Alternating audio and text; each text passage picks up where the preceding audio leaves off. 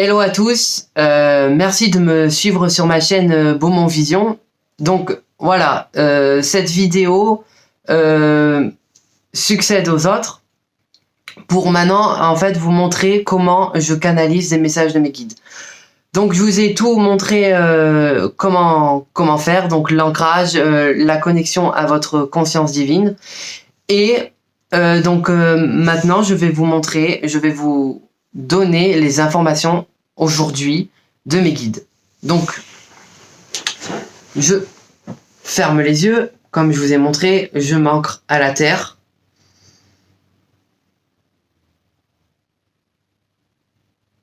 Je me connecte à ma conscience divine.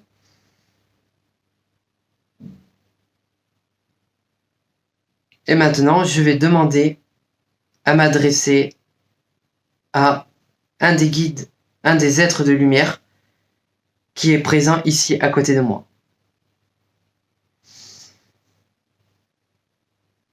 Et je lui demande donc quel message a-t-il à me faire parvenir aujourd'hui, ou quel message a-t-il à me faire parvenir pour vous tous. Donc voilà, je vais vous expliquer. Donc là, mon guide me montre un rocher. Voilà. Donc en fait, ça, pour moi, je vais vous expliquer, ça se traduit par des images. Et en même temps, par des images, et en même temps, j'ai l'explication. En fait, c'est comme une petite voix qui me parle à l'oreille, ou sinon des pensées qui passent, comme ça, un flot de pensées qui passe dans ma tête. Mais nous pouvons, après, avec la pratique, savoir que c'est pas notre flot de pensée. Donc, pourquoi un rocher? Pourquoi un bloc de pierre maintenant? Donc, de ce que mes guides m'ont dit, c'est qu'en fait, cela fait référence en fait à l'actualité, à ce qui est en train de se passer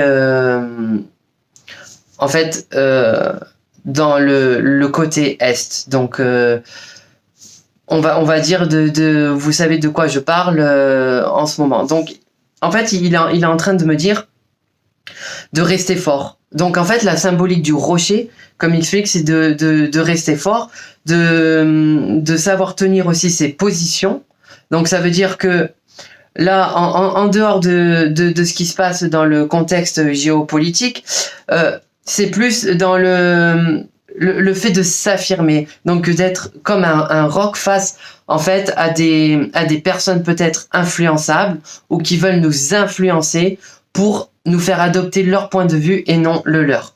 Donc ce qu'on me dit, c'est qu'il est très important des fois de savoir lâcher prise, mais des fois de savoir camper nos propres choix, donc nos propres aspirations. Même quand des fois nous avons l'impression, en fait, donc là on me montre comme des vagues. En fait, c'est comme l'influence des gens ou l'opinion des autres des fois peuvent être aussi en fait impressionnant que des grosses vagues, des grosses déferlantes qui viennent comme ça sur nous. Donc c'est imagé par comme ça, on me montre comme ça, mais si vous êtes bien ancré à la terre comme un rocher, la vague ne pourra pas vous déloger. Donc en même temps d'être donc de ce que le guide me dit, c'est qu'en même temps, en étant bien enraciné, en étant bien campé sur ses positions, il ne faut pas non plus ne pas entendre ce qui se passe autour.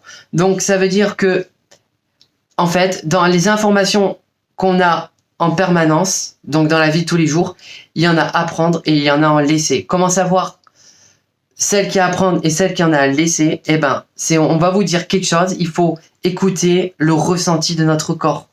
Donc ça veut dire que si vous me dites, on me parle de quelque chose et que d'un coup je sens une boule au niveau d'ici du plexus solaire, c'est-à-dire que il y a quelque chose qui ne tourne pas rond, ou vous ressentez tout d'un coup une envie de vomir, ou vous vous sentez opprimé, oppressé.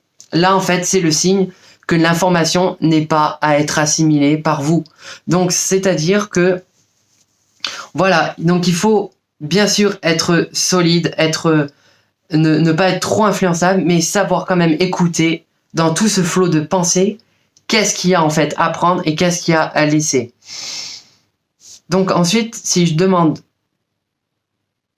Voilà, donc là, il me montre comme un croissant de lune, et il me parle que donc la lune, dans le tarot, la lune, donc là peut faire ressortir les doutes. Donc c'est une période peut-être que beaucoup d'entre vous ont des doutes, c'est un cap à passer ou peut-être une fin de cycle, et notre mental va être en fait submergé par le doute, et donc va nous déconnecter petit à petit de notre mission d'âme. Donc ça veut dire que notre âme, c'est déjà toutes les informations. Tout est possible pour l'âme. Ce qui l'empêche, c'est donc notre enveloppe charnelle et notre mental.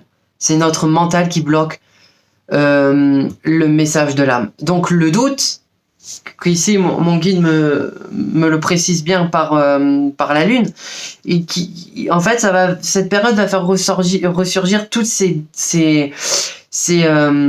petites peurs, ou des petites peurs ou des grandes peurs, pour en fait saboter en fait la mission de l'âme.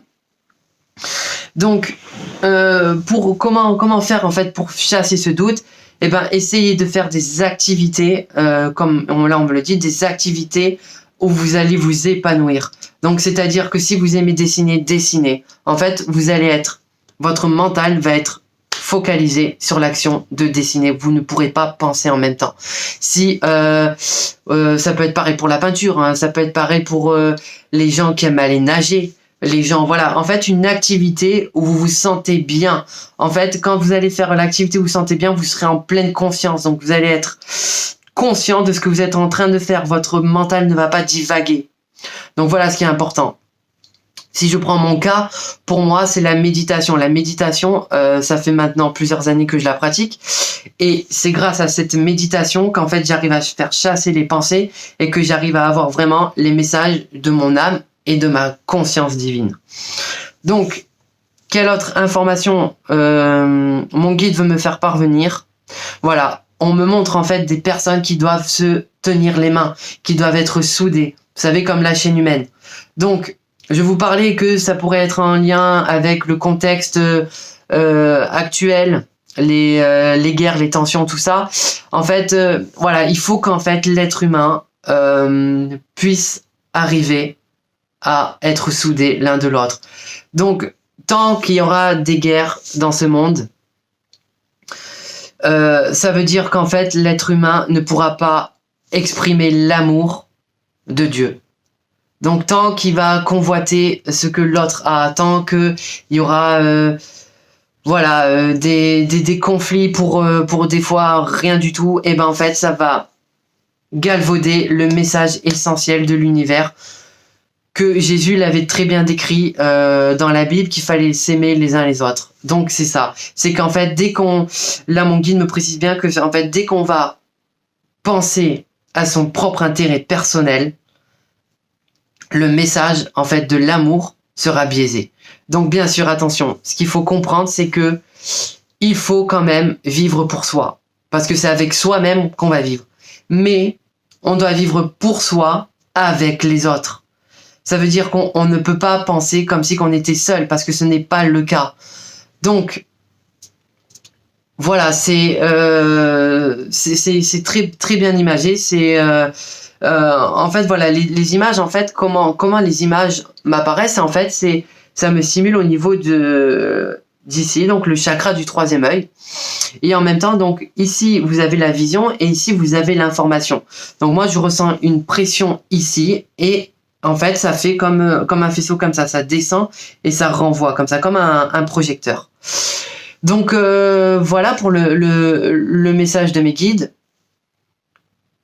qui me dit bien qu'en fait l'être humain, dernière métaphore, l'être humain est comme une fleur, et qu'en fait cette fleur a besoin d'eau pour s'épanouir, pour être à l'apogée de sa beauté. Et il faut pas oublier que les fleurs viennent de la même terre, et que comment les fleurs peuvent s'épanouir, et ben c'est par l'eau, par la pluie. qui là aussi qui est divin. Donc il faut bien comprendre que nous sommes tous différents mais identiques parce que nous venons de la même source. Donc voilà pour le message, je veux pas être long. Donc je referai d'autres vidéos s'il est nécessaire pour encore plus expliquer. Je vous remercie à tous d'être fidèles à ma chaîne. Je vous fais des trop gros bisous et à très bientôt.